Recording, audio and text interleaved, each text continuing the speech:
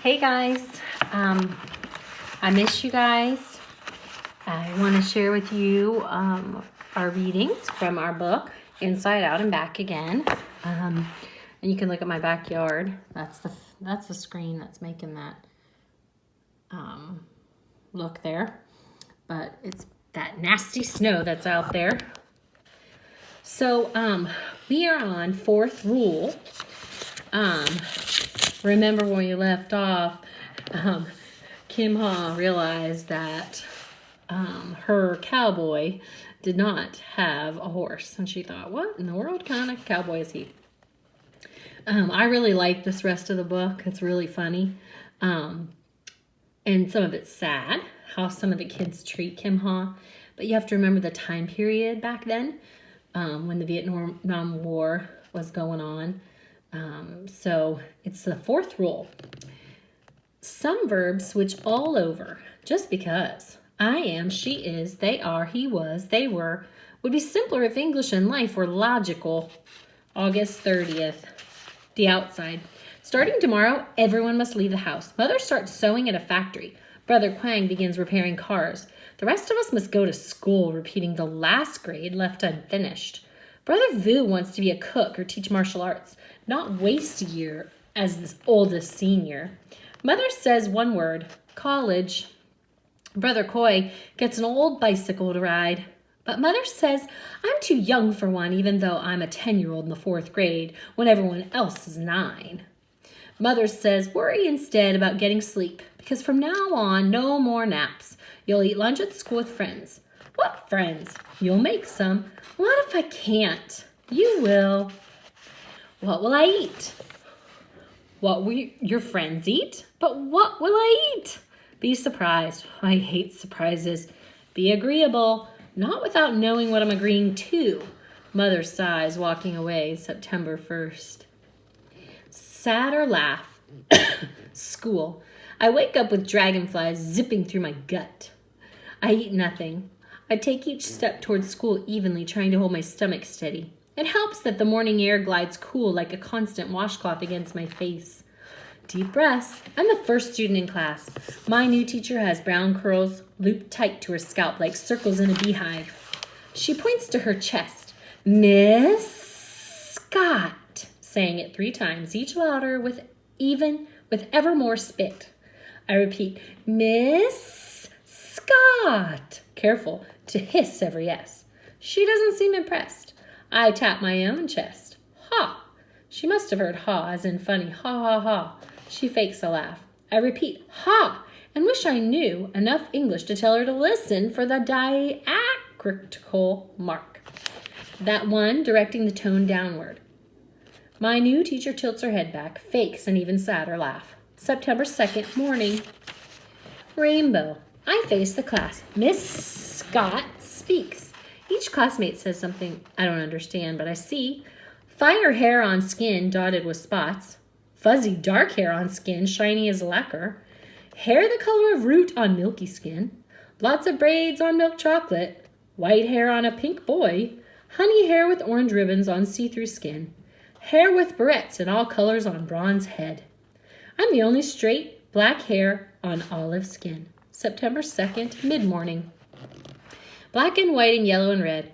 The bell rings. Everyone stands. I stand. They line up. So do I. Down the hall, turn left, take a tray, receive food, sit. On one side of the bright, noisy room, light skin, other side, dark skin. Both laughing, chewing as if it never occurred to them someone medium would show up. I don't know where to sit any more than I know how to eat the pink sausage snuggled inside bread, shaped like a corn cob, smeared with sauces, yellow and red. Can you figure out what that is? I think they're making fun of the Vietnamese flag until I remember no one here likely knows the flag's colors. I put down the tray and wait in the hallway. Loud outside. That was September 2nd, 11:30 a.m. Loud outside. Another bell, another line, this time outside. Every part of the rainbow surrounds me, shouting, pushing. A pink boy with white hair on his head and white eyebrows and white eyelashes pulls my arm hair. Laughter. It's true, my arm hair grows so long and black.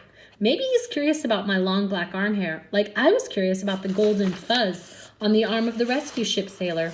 He pokes my cheek. Howls from everyone. He pokes my chest.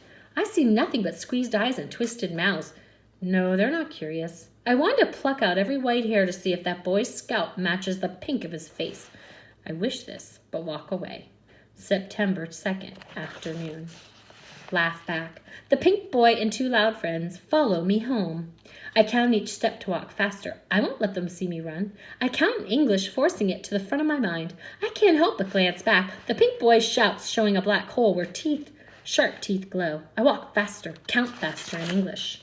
Not that I care to understand what Pink Boy says, but I have to if I'm going to laugh back at him one day. September 2nd, after school. Quiet inside.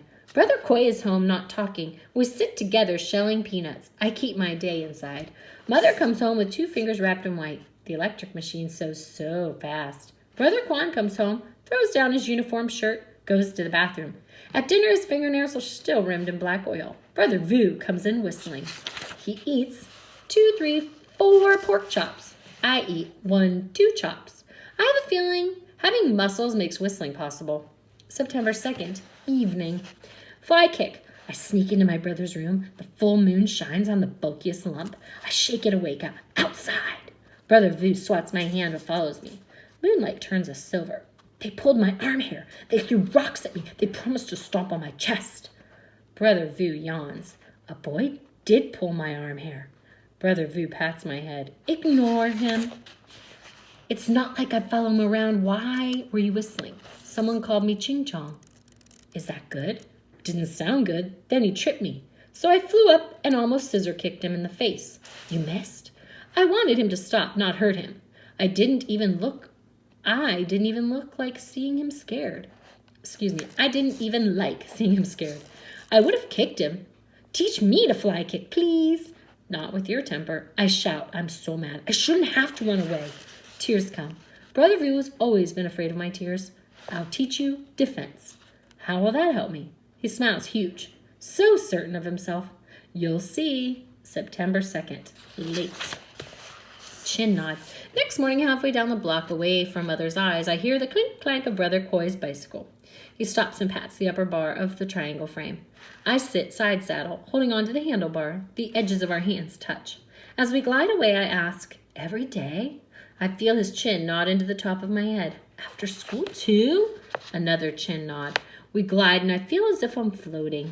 September 3rd. Feel dumb. Miss Scott points to me, then to the letters of the English alphabet.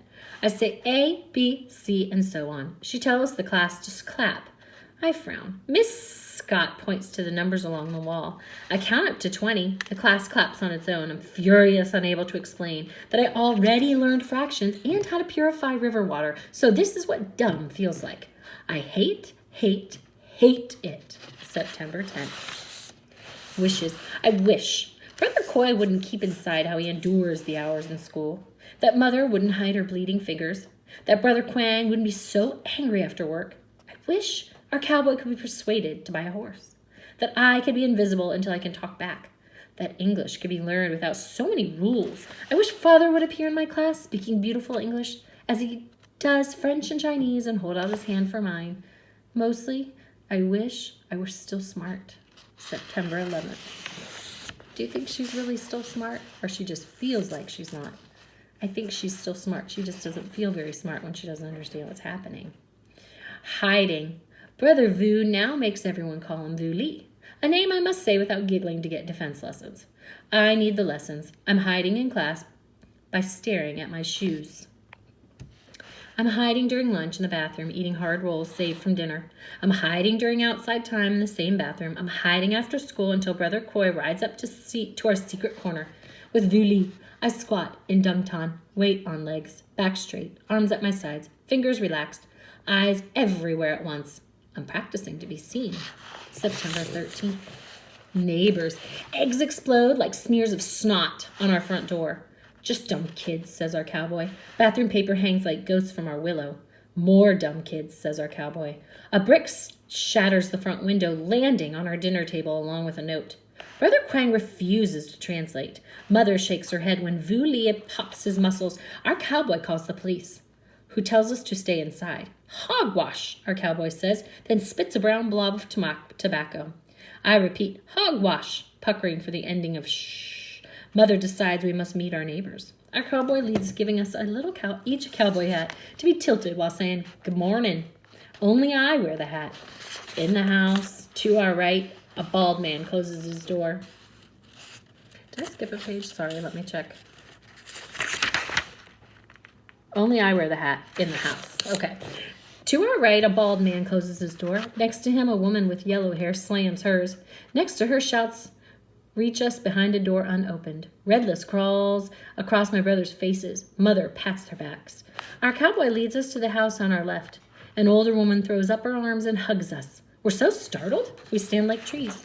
She points to her chest. Miss Washington. She hugs our cowboy and kisses him. I thought only husbands and wives do that when alone. We find out Miss Washington is a widow and retired teacher. She has no children, but has a dog named Lassie and a garden that takes up her backyard. She volunteers to tutor us all. My time with her will be right after school. I'm afraid to tell her how much help I'll need. September 14th. New word a day. Miss Washington has her own rules. She makes me memorize our one word each day and practice it 10 times in conversation. For every new word that sticks to my brain, she gives me fruit in bite sizes, drowning in sweet white fluff, cookies with drops of chocolate, small as rain, flat, round, pan-fried cakes floating in syrup. My vocabulary grows. She makes me learn rules I've never noticed, like a, an, and the, which act as little megaphones to tell the world whose English is still secondhand. The house is red, but we live in a house. A, an, and the do not exist in Vietnamese, and we understand each other just fine. I pout, but Miss Washington says every language has annoyances and illogical rules, as well as sensible beauty. She has an answer for everything, just like Mother. September 16th. More is not better. I now understand when they make fun of my name, yelling, ha, ha, ha, down the hall. When they ask if I eat dog meat, barking and chewing and falling down laughing. When they wonder if I lived in the jungle with tigers, growling and stalking on all fours. I understand because Brother Coy nodded into my head on the bike ride home when I asked if kids said the same things at his school. I understand and wish I could go back to not understanding. September 19th. Hallelujah. Our cowboy says our neighbors will be more like neighbors if we agree to something at the Del Rey Southern Baptist Church. I've seen the church name on a sign where blaring yellow sun rays spell God. Our cowboy and his wife wait for us in the very first row. He's smiling. She's not. A plump man runs onto the stage shouting. Everyone except us greets him. Hallelujah. The more he shouts, the more everyone sings. Hallelujah. Later, a woman smelling of honeysuckle signals for all of us to follow. Mother and I are told to change into shapeless white gowns. We line up in a hallway too bright and too bare, where my brother awaits us frowning, all wearing the same shapeless white gowns. I giggle, Mother pinches me and then steps first. The plump man waits for her in a tiny pool. One hand holds her nose, another hand on her back, pushing her under. I start to jump into the pool, but Mother's standing again, coughing, her matted hair to her face, eyes narrowing at me. Each of my brothers gets dipped. My turn comes no matter how. I laser eye Mother to stop it. And yet it's not over. We must get dressed and line up on stage next to the plump man, our cowboy, and his smiling wife. Her lips curl up even more as people line up to kiss our cheeks. Drops from her wet hair drip down my back. Bumps enlarge on my chilled skin as I realize we will be coming back every Sunday. September 21st. So did you figure out what just happened? Looked like they all got baptized, whether they liked it or not. Tomorrow I will have part 2 for you. Have a good day, guys.